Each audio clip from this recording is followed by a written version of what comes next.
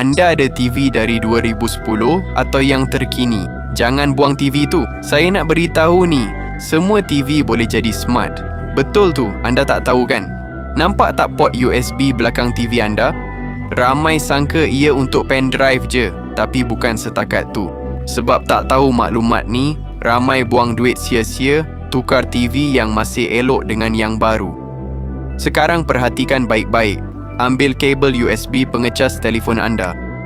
Cucuk satu hujung ke port USB TV, hujung lagi ke telefon anda. Lepas tu, pada telefon, cari tag Play Games. Klik pilihan pertama yang keluar. Tekan 3 titik tu, pergi ke hiburan dan pilih tukar TV lama jadi smart.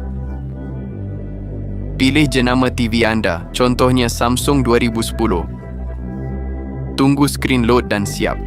TV lama anda mula start macam TV smart.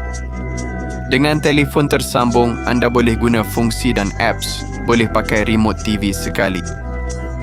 Sebelum beli yang baru, cuba ni dulu dan kongsi info ni dengan orang lain.